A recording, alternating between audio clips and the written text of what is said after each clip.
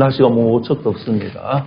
모든 날씨에도 불구하고 하나님 전에 예배드리러 나오신 여러분들 진심으로 축복하고 환영합니다. 우리 인사합시다. 축복하고 환영합니다. 모든 것이 은혜입니다. 오늘 주신 말씀을 통하여서 기쁘고 견고한 인생이라는 제목으로 은혜를 나누고자 합니다. 시편 90편 우리가 살펴보고 있는데 오늘 마지막 묵상의 시간이 되어집니다. 우리는 이런 말을 자주 합니다. 세월이 약이다. 세월이 가면 해결된다. 맞는 말인 것 같습니다. 우리는 그런 것을 경험하기 때문이죠. 시간이 지나면 감정이 가라앉습니다. 그렇게 아프던 상처도 시간이 흐르면 덜 욱신거리죠. 눈물도 조금씩 말라가게 되어집니다. 그런데 정말 이 시간이 사람을 고치느냐라는 질문에 대하여서는 우리는 의문을 가질 수밖에 없습니다. 시간은 상처의 통증을 무디게 만들 수는 있습니다. 그러나 상처를 없앨 수는 없는 것이죠. 기억을 희미하게 만들 수는 있지만 죄책감을 지울 수는 없습니다.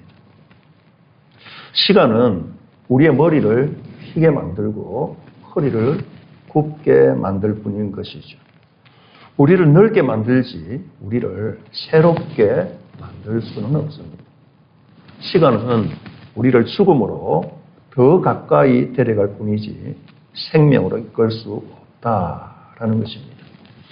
그래서 모세는 우리가 살펴본 바 그대로 우리에게 우리날 계수함을 가르치사 지혜로운 마음을 얻게 하소서라고 고백하였던 것이죠. 그런데 이제 시편 90편이 거기에서 끝났다면 인간의 한계를 노래하게 되어지는 아름다운 시로 끝났을 것입니다. 우리는 티끌입니다. 우리는 풀과 같습니다. 우리 나를 세게 하여 주십시오.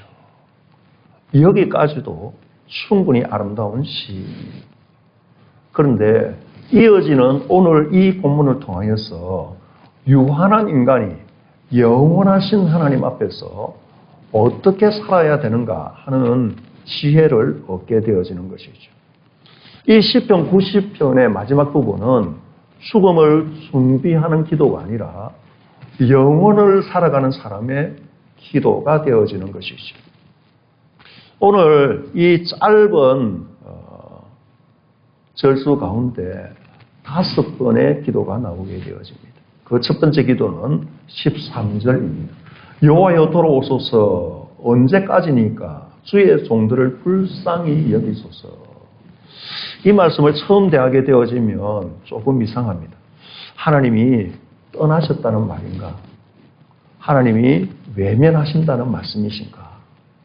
그런데 모세가 고백하게 되어지는 이 기도는 하나님이 공간적으로 멀리 계시다라고 말하는 것이 아닙니다. 여기에 돌아오소서라는 단어는 성경에 자주 나오게 되어지는 슈버라 하는 히브리어인데 구약에는 이 단어가 자주 반복이 되어집니다. 선지자들의 외침 가운데 이스라엘아 여호와께로 돌아오라 회개하라 라고 말씀하시게 되어지는 이 단어가 돌아오소서라는 단어인 것이죠. 그런데 오늘 이 본문을 통하여서 모세가 반대로 하나님께 말씀하는 것이죠. 하나님, 우리에게로 돌아와 주십시오. 하나님이 지금 떠나신 것도 아니고 구름 기둥, 불 기둥 가운데 여전히 함께하고 계시고 아침에 만나를 주시게 되어지고 정말 그들을 이끌어가고 계신데 그가 고백하게 되어지는 것이 하나님, 우리에게로 돌아와 주십시오. 이 고백은 이런 고백인 것이죠. 성경은 하나님의 함께하심, 하나님의 임재를 두 가지로 표현하게 되어집니다. 하나는 모든 곳에 계시는 하나님의 편재성을 말하게 되어집니다. 하나님은 지금 이 순간에 이 예배의 자리에서 우리의 예배를 받아주십니다. 우리의 마음속에 계시고 예배당 밖에도 계십니다. 온 세상 어느 곳이나 하나님은 계신 것이죠. 그러나 하나님의 임재가 또 한 가지가 있는데 언약적 임재를 말하게 되어집니다. 다른 표현으로 하나님이 얼굴을 우리에게로 향하는 것이죠. 성경에서 하나님의 얼굴은 단순히 얼굴을 말하는 것이 아닙니다. 하나님의 은혜와 사랑과 호의와 교제와 축복, 이 모든 것을 하나님의 얼굴을 우리에게로 향하신다라는 표현을 사용하시는 것이죠. 반대로 하나님이 얼굴을 가리신다, 하나님이 얼굴을 외면하신다라는 것은 심판을 의미하게 되어지는 것이죠. 그래서 모세가 여호와여 돌아오소서라는 이 기도는 이런 의미가 되어지는 것이죠.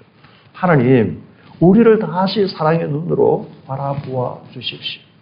우리 가운데 은혜를 더 크게 베풀어 주십시오. 라고 고백하는 것이죠. 광야에서 이스라엘 백성들이 느꼈던 가장 큰 문제는 무엇이겠습니까? 물이 없었던 것이겠죠. 먹을 것이 부족했던 것이겠죠. 적들이 많았던 것이겠죠. 아침 저녁으로 정말 이제 힘든 시간들, 그것이 문제였을 것입니다.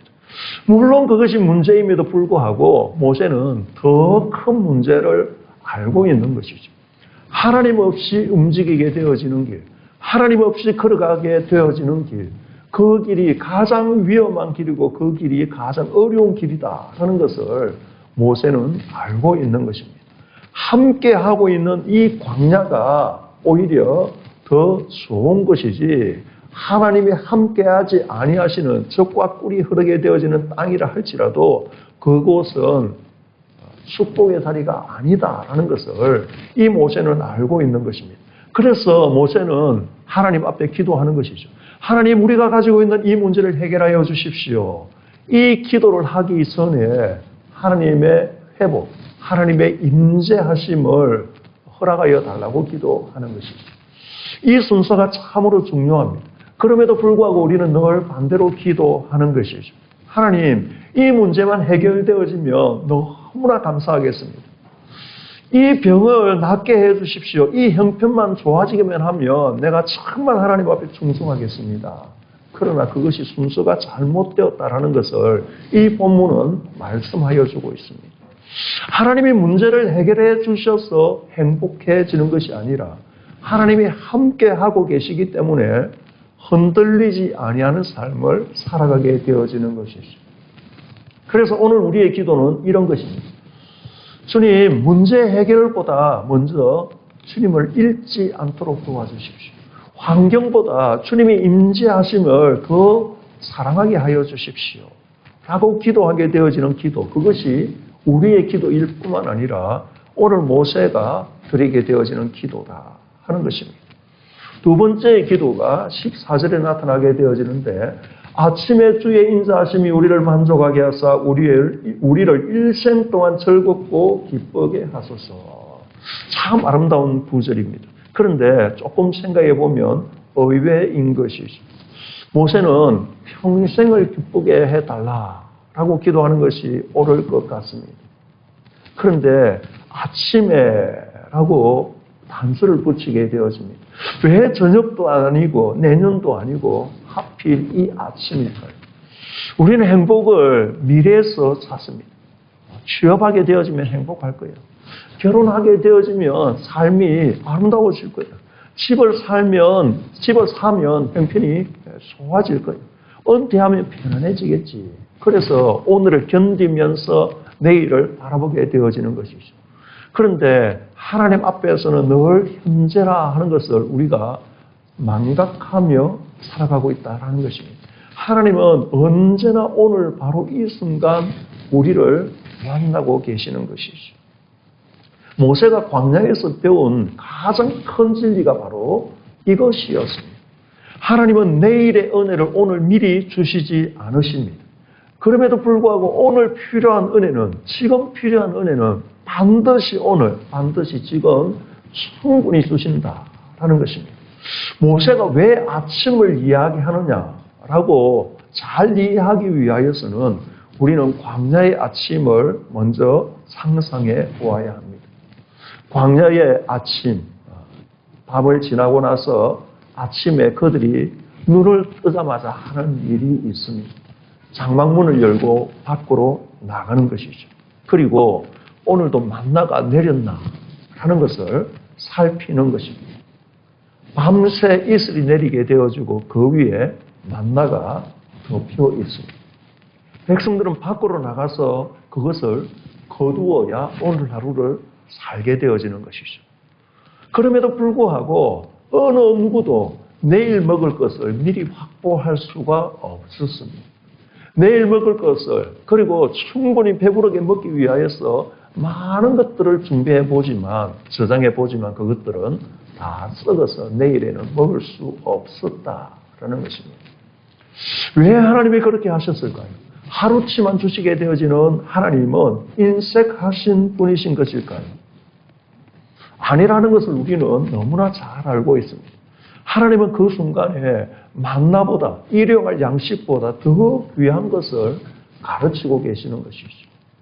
오늘도 나는 너를 버리지 않는다.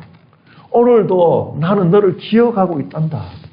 만나는 음식이기 이전에 하나님의 임재를 날마다 확인하게 되어지는 표지였다라는 것입니다. 그래서 모세는 이 아침을 기억하는 것입니다. 40년 동안 모세는 1년 365일을 곱하면 수많은 아침을 광야에서 맞이하였습니다. 어떤 날은 백성들이 원망하였습니다. 어떤 날은 천년병이 돌았습니다. 어떤 날은 물이 없었습니다. 어떤 날은 길이 보이지 않았습니다.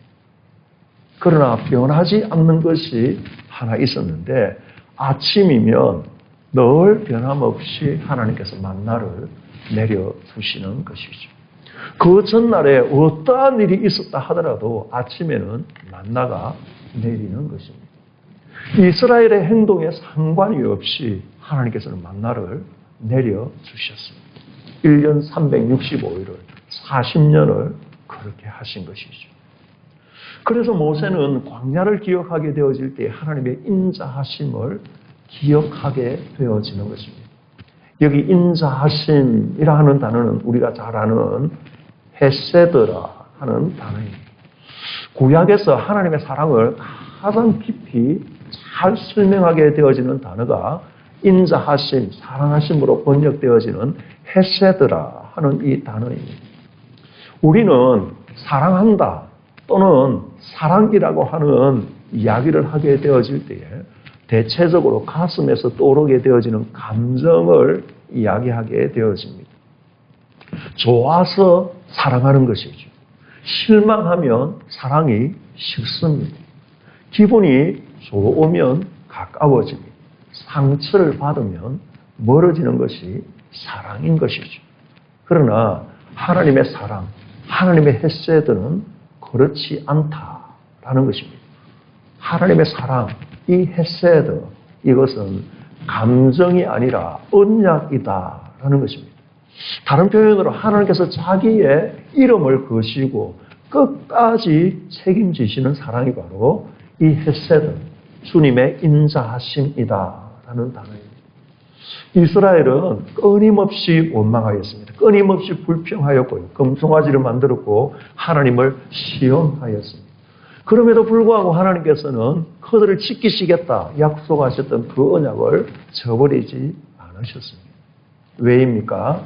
하나님의 사랑은 이스라엘의 성실함 위에 세워진 것이 아니기 때문입니다. 하나님의 사랑은 하나님의 성실하심 위에 하나님의 그들을 향한 언약 위에 세워져 있기 때문이다 라는 것입니다. 우리가 하나님을 잘 붙들고 있어서 하나님이 우리를 사랑하시는 것이 결코 아니다라는 것을 우리는 기억해야 합니다. 하나님께서 우리를 놓지 않고 계시기 때문에 우리가 지금도 믿음 안에 있는 것이고 지금 이 순간도 예배자로 서 있는 것입니다. 모세는 이 자리에 한 걸음 더 나아가게 되어집니다. 주의 인자하심이 우리를 만족하게 하사. 여러분, 광야가 어떤 곳입니까? 만족을 말할 수 있는 장소는 결코 아닙니다. 아무것도 없는 장소입니다. 길도 없는 곳이고 내일 어디로 갈지 알지 못하는 미래가 없는 곳입니다. 그곳에 정착할 수가 없는 언제든 떠나야 하는 장소인 것이죠. 그런데 그곳에 미련을 둘 수 없는 그 장소에서 만족을 말하게 되어집니다. 왜 모세는 주의 인자하심이 우리를 만족하게 하여 달라고 부르짖는 것입니다. 사랑하는 성도 여러분, 우리가 잘 아는 대로 만족이라 하는 것은 결코 환경에서 오는 것이 아니기 때문입니다. 좋은 환경에 있으면 만족이 더 커질 것이다 라고 생각하지만 그것이 오산이라 하는 것을 가져보면 우리는 알게 되어지는 것이죠.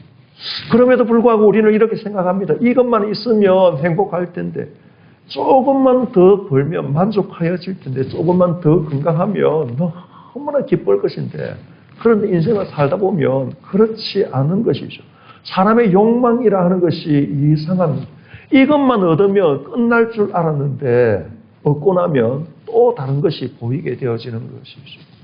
작은 집에서는 큰 집으로 옮기기만 하면 좋을 줄 알았는데 큰 집에 들어가고 보니 더 좋은 마을로 이사가기를 원하는 것이죠.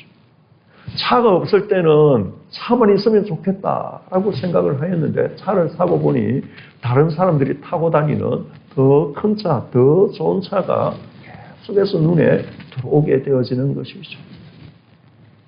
정말 올해 승진만 하면 만족할 줄 알았는데 승진하고 보니 더 윗자리가 보이게 되어지는 것이죠.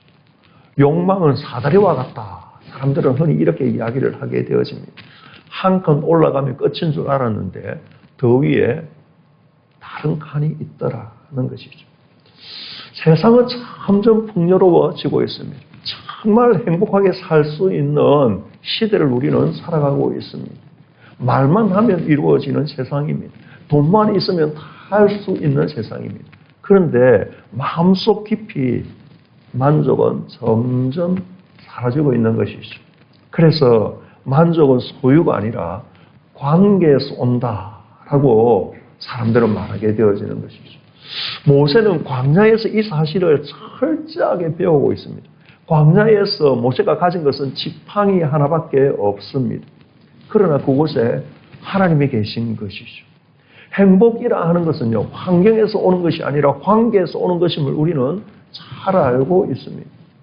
정말 가난하여서 먹을 것이 없는 가정이라 하더라도 그 가정에 아버지, 어머니의 사랑이 있으면, 자녀가 아버지, 어머니를 존경하게 되어진다면 그 가정은 행복한 가정이 되어집니다. 어린 아기가 행복한 이유는 장난감이 많아서가 아닙니다. 엄마 품에 안겨있기 때문인 것이죠. 그 아기가 아버지, 어머니의 통장 잔고를 보고 걱정이 없어 자는 것이 아님을 우리는 잘 알고 있습니다. 아기는 내일 일을 걱정하지 않습니다. 내일 무엇을 먹을까 걱정하지 않습니다. 그저 엄마 품 안에 있기 때문에 이 아이는 모든 것이 문제가 없는 것이죠. 마찬가지로 오늘 이 시대를 살아가는 우리들, 만족이라 하는 것은 얼마나 가졌는가가 아니라 하나님의 품 안에 있는가, 아니면 하나님의 품을 떠나서 내가 내 인생의 주인이 되어져서 내가 원하는 길을 걸어가고 있는가, 그 차이에 달려 있는 것이죠. 우리가 다윗의 시를 알고 있습니다. 23편에서 여호와는 나의 목자시니 내게 부족함이 없으리로다. 하나님이 이것을 주시고 저것을 주셔서 감사합니다가 아니라 여호와께서 나의 목자가 되시니 부족함이 없습니다 라고 고백하는 것이죠.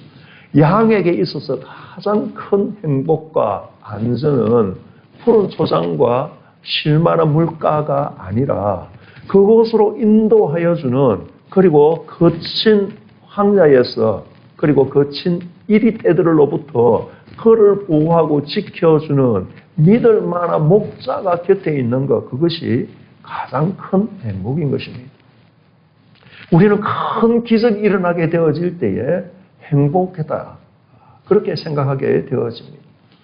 병이 낫게 되어질 때에, 사업이 성공하게 되어질 때에, 큰 문제가 해결되어질 때에 정말 하나님의 은혜입니다 라고 고백하게 되어지지요. 그러나 모세는 더 깊은 은혜를 보고 우리들에게 이야기하여 주고 있습니다. 오늘도 하나님이 나를 깨우셨습니다. 오늘도 하나님이 나를 버리지 않으셨습니다. 오늘도 나와 함께 하시겠다 하는 증거를 보여주셨습니다. 이것이 바로 모세가 광야에서 배우게 되어지는 가장 큰 기적이자 은혜였던 것이다 라는 것입니다. 세 번째 기도를 15절을 통하여 우리는 알게 되어집니다. 우리를 괴롭게 하신 날수대로와 우리가 화를 당한 연수대로 우리를 기쁘게 하소서. 처음 읽으면 좀 계산적으로 느껴지게 되어집니다. 마치 하나님 앞에 청구서를 내미는 것과 같은 느낌을 받게 되어지죠. 하나님, 제가 이만큼 고생했습니다. 어제도 이렇게 힘들었습니다. 그러니 오늘은 행복하게 해주십시오. 내가 이 광야에서 40년 동안 이스라엘 백성들을 이끌고 오느라 이렇게 고생하였는데 하나님 적어도 내가 이 40년에 대한 보상을 하나님께로부터 받아야지지 않겠습니까? 이렇게 이야기하는 것처럼 느껴지게 되어지지만 이 본문은 그 이야기를 하는 것이 아니죠. 하나님께 모세가 보상을 요구하는 것이 아니라 하나님, 이 짧은 인생의 시간을 살아가는 가운데 내가 주님 꿈이 안길 때가 다 되었는데 내가 지금 살아가고 있는 이 시간의 의미를 바꾸어 주십시오 라고 기도하고 있는 것이죠. 모세는 이 노년에 자신의 인생을 살펴보고 있습니다. 그 긴 세월을 돌아보면서요. 그는 무엇을 가장 많이 기억하였을까요? 화려했던 애굽의 왕궁에서 살았던 그 유년 시절을 그리워했을까요? 홍해가 갈라졌던 그 엄청난 기적의 자리를 생각하고 있을까요? 시내산에서 율법을 받게 되어지던 그 황홀하고도 두렵고 떨렸던 그 자리를 기억하고 있을 것인가요? 성막에 하나님의 영광이 임재하시게 되어지는 그날을 생각하는 것일까요? 물론 그 순간을 소망하고 지금도 바라고 있었을 것입니다. 그러나 오늘 이 본문이 말씀하시게 되어지는 것은 그 영광스럽고 황홀하고 행복했던 사이사이에 있었던 셀 수 없는 수많은 눈물을 그가 하나님 앞에 떠올리고 있는 것이죠. 40년 동안 백성들은 끊임없이 원망하고 있습니다. 모세를 향하여 원망하고 하나님을 향하여 원망하고 있습니다. 돌을 들어서 모세를 쳐서 죽이고 다른 지도자를 세우고 애굽으로 돌아가자라고 말하였던 사람들입니다. 40년을 그렇게 살았으니 얼마나 지쳤겠습니까?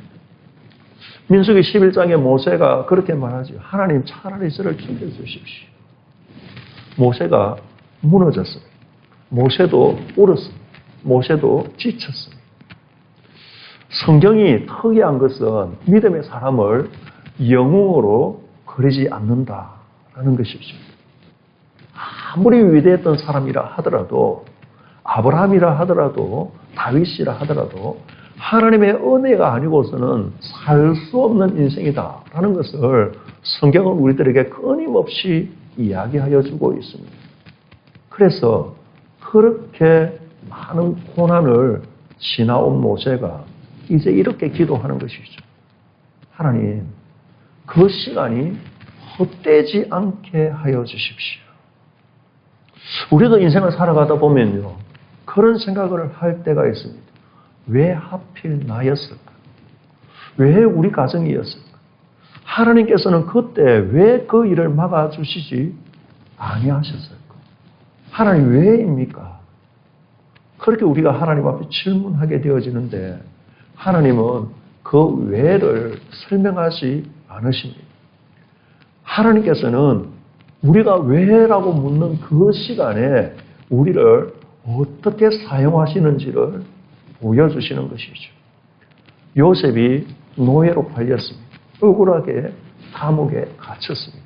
인간적으로 보면 그럴 수 없는 것이죠. 하나님께서 적어도 요셉에게는 그렇게 하시면 안 되는 것이었습니다. 완전히 잃어버린 청춘이 되어지는 것이죠. 그런데 하나님께서는 그 시간을 버리지 않으셨습니다. 애굽의 총리 자리가 너무나 중요하지만 그보다 더 중요한 것은 하나님께서 그 고난을 당하게 되어지는 요셉을 하나님의 사람으로 빚어서 하나님의 일을 하도록 훈련시키셨다는 것입니다. 요셉이 나중에 형들에게 말하지 않습니까? 당신들이 나를 해하려 하였지만은 하나님께서는 그것을 선으로 바꾸셨습니다. 선으로 바꾸셨습니다. 하나님께서는 악을 선으로 포장하지 않으십니다. 악은 반드시 악이고 악은 하나님 앞에 설 수 없고 악은 망할 수밖에 없습니다. 그러나 하나님께서는 악보다 더 크신 분이시다라는 것입니다. 그래서 이 악을 사용하여 하나님은 선을 이루시는 것이죠. 이것이 하나님의 섭리인 것입니다. 타락한 인생이 타락한 세상에서 살아가는 가운데 죄만 드러낼 수밖에 없지만 하나님은 우리의 좋은 것을 가지고 일하시는 분이 아니라 우리 인생의 타락한 부분, 부서진 그 조각들 하나하나를 모아서 하나님의 위대한 작품으로 만들어 가시는 것이죠. 그래서 모세가 그렇게 기도하는 것입니다. 하나님, 우리를 괴롭게 하신 날수대로, 우리가 화를 당한 연수대로 우리를 기쁘게 하여 주십시오. 고난의 양만큼 행복하게 해달라는 것이 아니라 하나님, 지금까지 내가 흘렸던 그 눈물이 헛되지 않도록 도와주십시오. 내가 가지고 있었던 그 상처가 누구를 살리게 되어지는 그런 위로가 되게 하여 주십시오. 내가 걸어왔던 이 광야 인생길이 다른 사람에게 믿음의 길이 되어지도록 인도하여 주십시오. 라고 구하는 것입니다. 그래서 모세의 기도는 광야를 저주하는 기도가 아니라 이 광야를 통하여서 자신을 빚어가시는 하나님을 찬양하는 기도인 것이죠. 네 번째 16절은 이렇게 기록하고 있습니다. 주께서 행하신 일을 주의 종들에게 나타내시며 주의 영광을 그들의 자손에게 나타내셨어요. 우리가 잘 아는 대로 모세에게는 이루지 못한 한 가지 소원이 있습니다. 가나안에 들어가는 것이죠. 젊었을 때부터 꿈꾸던 땅입니다. 애국을 떠난 것도, 홍해를 걷는 것도, 광야를 걸은 것도, 40년 동안 그 백성들과 씨름하게 되어지는 것도 가나안을 향한 여정이라 생각했기 때문에 고생 끝에 낙이 올 것이다 라고 생각했기 때문에 그 모든 인생길을 묵묵히 그리고 잘 감당하였던 것이죠. 그런데 하나님께서는 너는 그곳에 들어가지 못한다 라고 말씀하셨습니다. 물론 하나님의 영광을 드러내지 못한 자신의 잘못이 있기는 하지만 적어도 지금 40년 동안 이렇게 고생하며 하나님께서 부여하신 사명을 감당하였는데 하나님께서는 적어도 모세에게 그렇게 섭섭하게 하시지 않아야 하는 것이죠. 평생을 바쳤는데 마지막 문턱에서 멈추어 섰습니다. 우리 같으면 이렇게 기도했을 것입니다. 하나님 한 번 더 기회를 주십시오. 여기까지 왔는데 들어가야 되겠습니다. 그런데 모세는 자기의 이야기를 하지 않습니다. 그는 다음 세대를 위하여 기도하는 것이죠. 주의 영광을 그들의 자손에게 나타내 주십시오. 이 그들은 자신을 대적하게 되어지는 그 사람들입니다. 그럼에도 불구하고 그들은 자신의 후손들인 것이죠. 이것이 성숙한 신앙인의 모습입니다. 어린아이들은 자신의 손에 있는 것만 보게 되어지죠. 빼앗기게 되어지면 웁니다. 그러나 부모는 다르지 않습니까? 부모는 자신의 몫을 추려서 아이에게 줍니다. 아니 자신의 목 전부를 아이에게 주게 되어지는 것이죠. 자기의 잠을 포기하고 아이를 재우는 것이 부모의 마음입니다.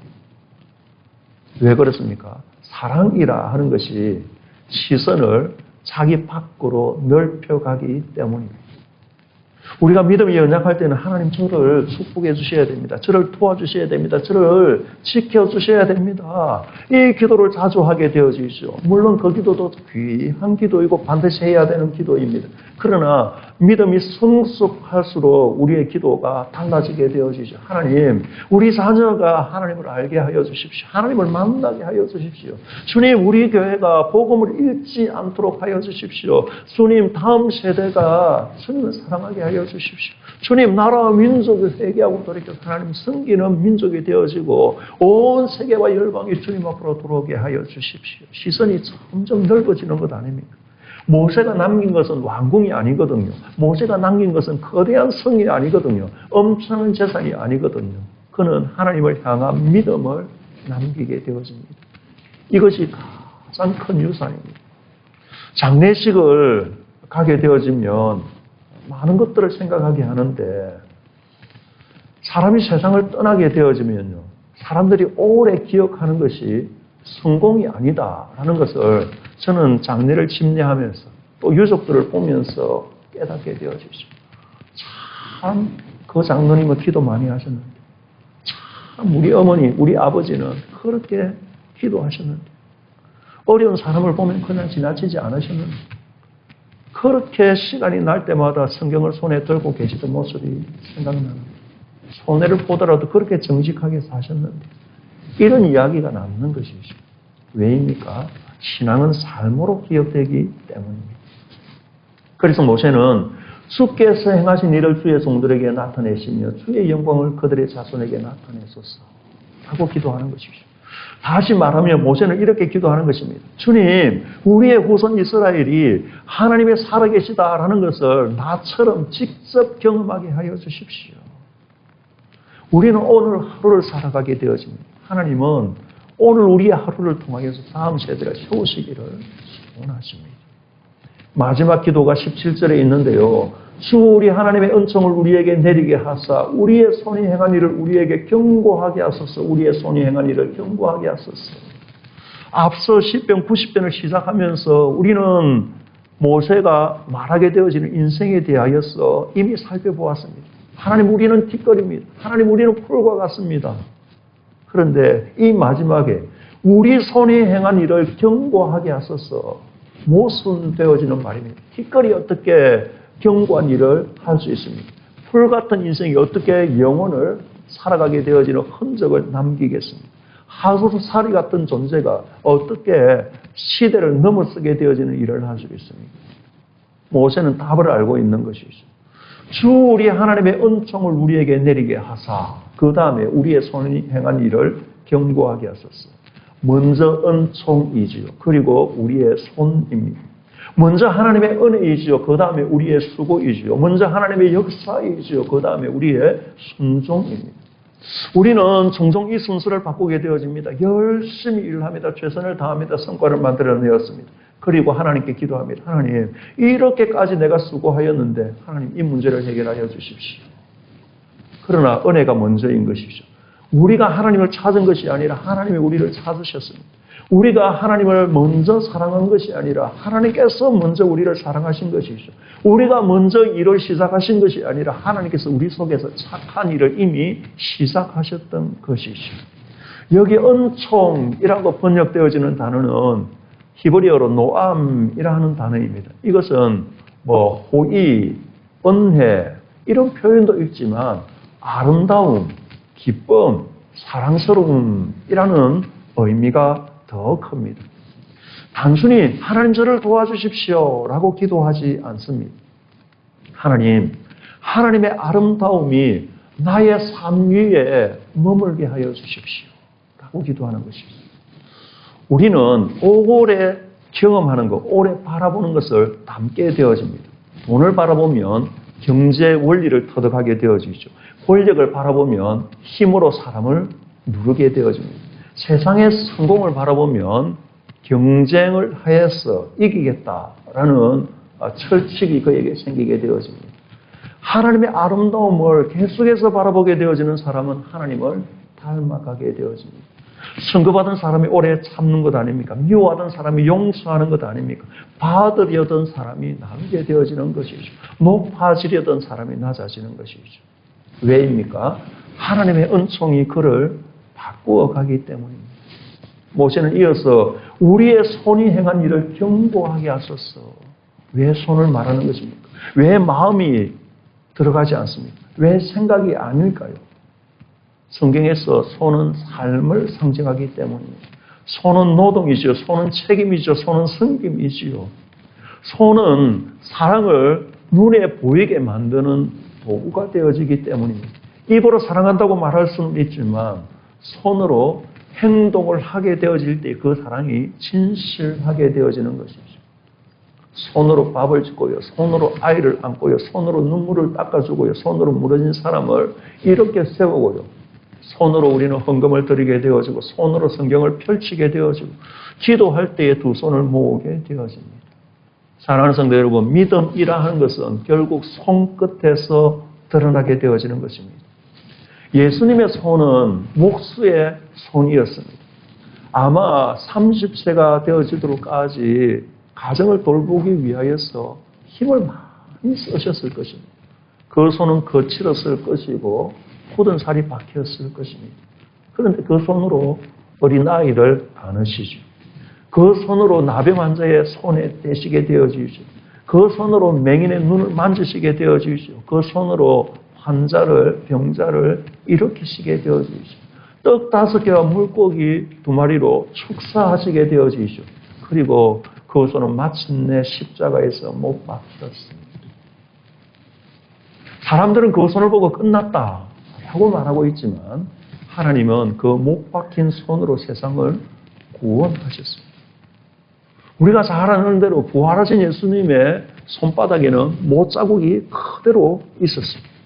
왜 하나님께서는 충분히 그 상처를 지우실 수 있음에도 불구하고 부활하신 예수님의 육체, 완전히 변화되어진 예수님의 육체에서 그 상처를 지우지 않으셨던 것일까요? 그 상처는 패배의 흔적이 아니라 영원한 사랑의 증거가 되어지기 때문입니다. 우리를 향한 사랑의 증거가 되어지기 때문에 그 손을 우리에게 오늘도 펼치고 계시는 것이죠. 십자가는 하나님의 가장 연약한 모습을 드러내시면서 가장 위대한 일을 이루신 것이죠. 사랑하는 성도 여러분, 그래서 이 시편 90편의 마지막 기도가 우리 인생의 기도가 되어져야 합니다. 주님, 내 손이 크지 않습니다. 내 능력이 뛰어나지 않습니다. 내 이름이 알려지지 않아도 좋습니다.